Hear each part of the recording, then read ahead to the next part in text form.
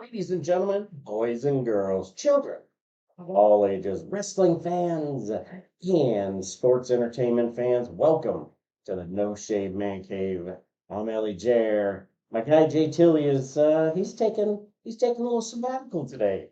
He's out with family enjoying a little quiet time. I just got back.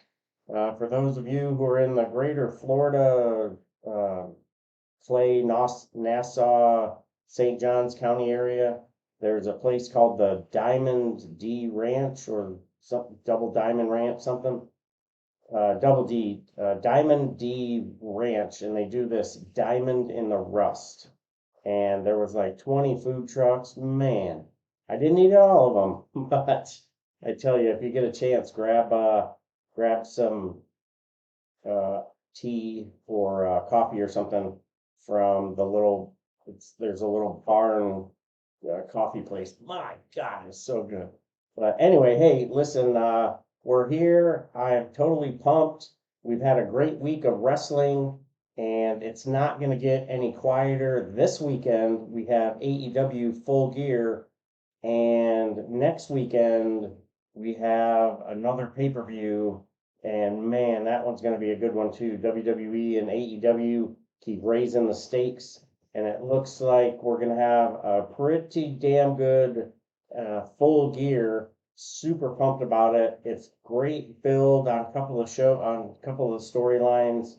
You know, you got MJF and Samoa Joe, the 0 Hour tagging up to go against the Guns, defending the Ring of Honor World Tag Team Championships. And this is probably going to build to MJF, keeping the world title, keeping the tag team titles. And now Joe is going to say, hey, I helped you. Now give me a title shot. So I don't know. Could be something. Are we going to see the devil? MJF. Who could it be? Is it Adam Cole? Is it Britt Baker? Is it Dolph Ziggler? There was another one that didn't seem as plausible. There's no storyline that would help, with Will Ospreay. So yeah, and you've got some of the WWE guys that are like on their 90-day sabbatical, so they can't be involved. So who knows who the devil's going to be? But I tell you what, 0 Hour World Tag Team Championships, you're going to have MJF with Samoa Joe going against the Guns, defending those Ring of Honor World Tag Team Championships that MJF and Adam Cole won. And so that'll be how the show starts. And he's going to open the show and he's going to close the show again. So again, that's going to be pretty interesting. Then you have the #1 contenders tag team match with the Young Bucks and the Golden Jets. That's Kenny Omega and the Ocho, Chris Jericho. Very interesting tag team, interesting dynamic. The character work that you're getting from Jericho, super interesting. Kenny's being Kenny, and I really like the Bucks as heels. I think this is going to be a lot of fun. I could see the Don Callis family getting involved, and the Young Bucks come out the victor. It just kind of makes sense. The Bucks will go on and win the World Tag Team Championships and just run roughshod. This is going to be fun. The Bucks as heels is going to be very, very good for wrestling. So I am going to lay out and enjoy every bit of that. So we've got the three-way dance with Chris Statlander, Julia Hart, who has just got a rocket on her back and really getting it in. Congratulations to her too, by the way. She just got married out on her honeymoon right now. Super cool. And hope they have a long and happy life together. Very cool. Sky Blue is involved in the match as well. Interesting character work as that character evolves, and eventually she'll be, one of the, most villainous heels. So that will be, sorry about that. That'll be fantastic. So, and of course you have Adam Page this is not like a normal Adam Page, that we've seen, the Hangman, and just, very, very like angry isn't even the word, this is like primal, and he can't wait to get his hands on Swerve Strickland. And, Swerve is going to have, everybody and their brother, protecting him. And I think Adam Page gets his hands on him, and Adam Page will go over, but Swerve will get over and become more villainous somehow. Maybe Adam Page gets the victory and then gets attacked, something along those lines. Adam Page almost has to win because now it's for the honor of his family and, safety of his family and stuff. So who knows what interesting stuff that's going to bring. But, AEW is not, going quiet into the night with some of the storylines. They have you fully invested, just like some of the work they're doing over on Monday Night Raw with Seth Rollins, because you're just like, okay, get on with the story, blah, blah, blah. But then, they show the wear and tear on them, as they're as they're filming him.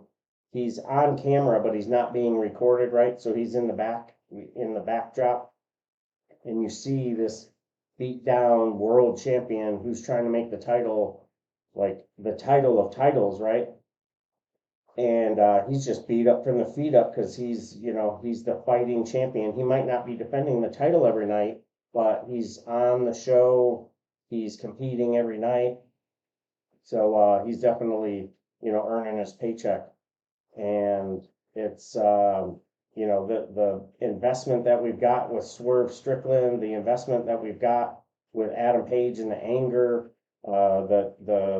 you're seeing all that character work from AEW, and it just keeps getting better and better and better. And there was some downtime there for a little bit where we were getting kind of frustrated. Like, what are we doing? How are we going to get to wherever we're going to go with AEW? Because it felt like it was, 5 pounds of stuff or 10 pounds of stuff in a 5-pound bag. Sorry about that. I'll get it. I'll get it. So they're just trying to shove stuff in this 2-hour block, and seems like the shows have slowed down a little bit. Yes, you are getting a little bit of sports entertainment, but a lot of great wrestling and fantastic storylines. So, I'm in, and it's a lot of fun. And, another one that's going to be a lot of fun is Orange Cassidy defending that international title against the former champion in John Moxley. Now, the original story was supposed to be Mox hanging onto the title. He got his bell rung during Phoenix's match. Phoenix was hurt. Phoenix was hurt. Orange Cassidy gets the win. And now they could sort of hit the reset on, whatever they were going to do with Mox. And, that should be a really good match. A lot of 1-2 oohs, as the What Culture crew says. So that definitely keep your eye on that match, because you don't know when how it's going to end, but there's going to be a great wrestling match involved. So, and of course we got to put Ricky Starks in some kind of situation to pin his back against the wall. So it's him and Big Bill against FTR, Malachi Black and Brody King. Ooh, those two. Brody King is a monster, and that should be a lot of big moves, a lot of power moves, with Brody King and Roosh, also in the match with Dralistico. So that will be some mad violence. And I still think that Starks and Big Bill come out the victor. They want to do something with Starks, keeping the tag team titles on him, keeping them in the show, makes a lot of sense. Them dropping the titles, trying to figure out how that storyline would go,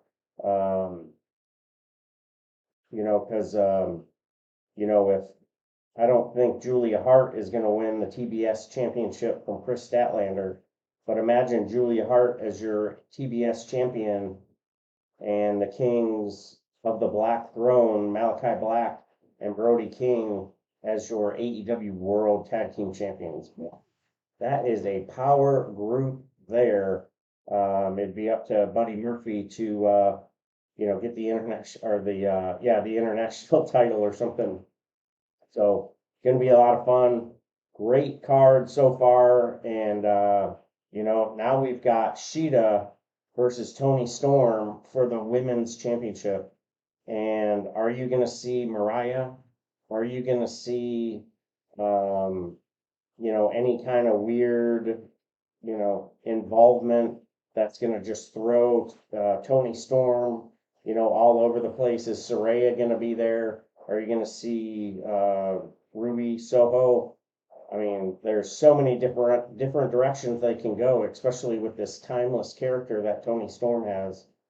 And I am there for it, it's going to be something that will absolutely elevate the character work and the championship if Toni Storm wins the title.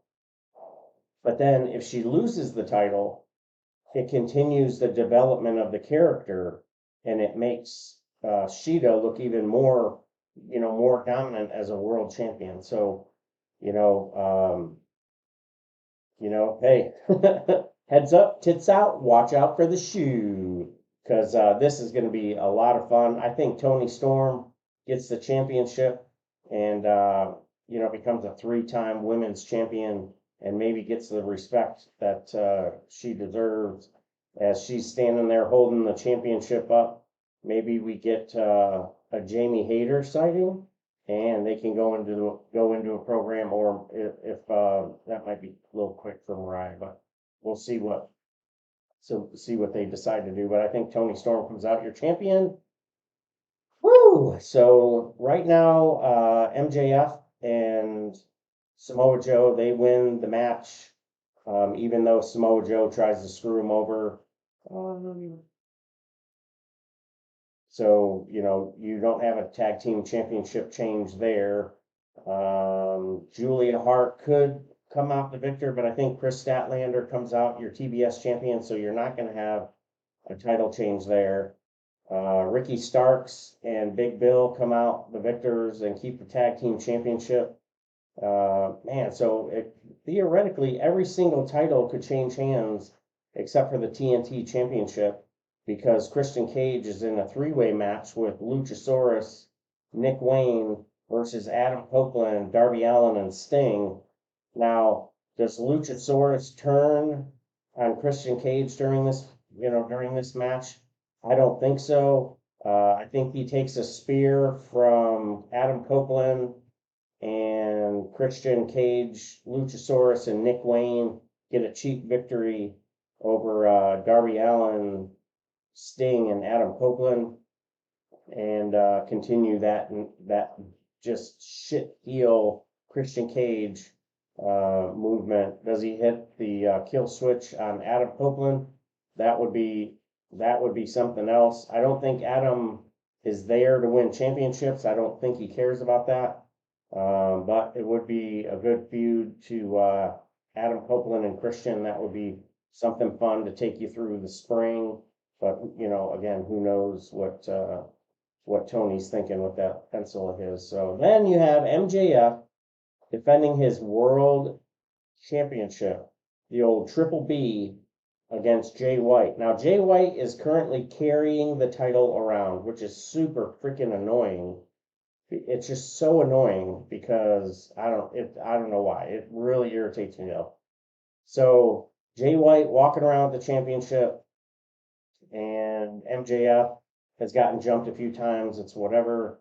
I think MJF gets a victory, but shows a little bit of weakness. Maybe there's an Adam Cole sighting. He gets distracted, something or other. Obviously, the Golden Guns are going to be there, so that's going to be annoying too. But man, this is going to be a loud and live crowd. It's going to be in Inglewood.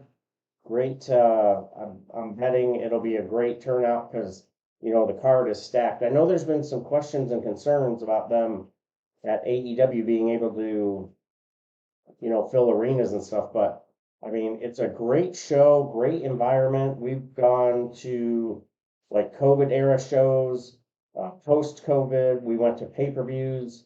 We went to Forbidden Door in Chicago. That place was packed wall to wall and so much fun. And, we've just got to see its evolution and how they're going to sustain the momentum that they have now and continue to build because they've already announced that they're going to have All In and All Out again. I don't know where All Out is going to be, but All In is going to be at Wembley again. So Jay Tilley's working on getting his passport. Maybe we hit a road trip, not sure, but that would be a nice little family trip. You know what I'm saying? So we'll see if we can't get that out, but. No, a couple quick shout outs to some folks that have really been super awesome. Been getting emails and much love and support from the entire fam. Really appreciate it. And super, really means a lot with everything that we got going on. And we really appreciate, all the love. So, keep it coming. And super appreciative of the support, from everybody. Gotta say, shout out to the good friend of the show and Toni, all the support and motivation that he's been giving Jay Tilley and I. Really cool. We wouldn't be moving the needle like we are without your support. So thank you so much. So also got a shout out to my brother Clint. Thanks, dude, for checking us out. Really means a lot. If you want to get to know who ElliJare and Jay Tilley are, you can find us anywhere wherever you get any podcast. We're everywhere. Or you can hop on the old Google machine and just type in No Shave Man Cave. Will pop up and start from the beginning. Because that first episode, we were up at Jay Tilley's house. We were in his man cave. I had my phone and I had this little board where you could do some sounds. I couldn't get it to work, so we just said, hey, let's record. And we've had some awesome Wrestling 101 shows. That was one of my favorites. What to know and who to know and some of the language. I thought that was a blast. We've obviously had our top 5 of this and that and our favorites of the matches that got us involved. I want to know your favorite reason why you got into professional wrestling. You saw it and what? What happened? What were you thinking the minute you saw it? Did you get goosebumps? Were you scared? I was borderline scared when I saw that fireball come out of Jerry Lawler's hands. But then I was like, man, I can only imagine if I was, 20 years younger now, maybe 30. And I were to see that now, and some of the wrestlers are my size, 6 foot, 200 pounds, a little over. I'm working on it, and just man, and that wasn't it when when wrestling was just coming up. It was big men slapping man meat, like they say. And then I went to the Tucson Convention Center, saw Andre the Giant. I was like, dude, that is crazy. So thank you to my brother Mike. Super cool. He took me to my first wrestling match, and that was crazy at the Tucson Convention Center in Arizona. So not too bad of a time. So really cool. Again, to everybody who's been shouting us out, following us, checking us out on all our socials, keep it up. We love doing the show. Jay Tilley's been grinding, dropping shorts, doing all kinds of cool stuff. He's even taking college classes on digital media, editing, all kinds of stuff. That dude is on it like doggone it. So come check us out wherever you get your podcasts. We're also going to be live on the Fantasy Sports Court. We will generally be popping up there from 7 to 8 But tonight is not going to be that night, but we will very, very shortly be live and nationwide. Thank you to the Fantasy Sports Corp and everybody else. So until next time, I'm going to head out because I think it's time. Had a good talk. Enjoy AEW's Full Gear. Good luck to the competitors. Thoughts and prayers out to everybody. To our brothers and sisters in arms, thank you for what you do. Keep doing what you do until you get your ass back because you're needed at home. Until next time, my friends, my fam, take care of yourselves, take care of each other, and we'll see you on the floor.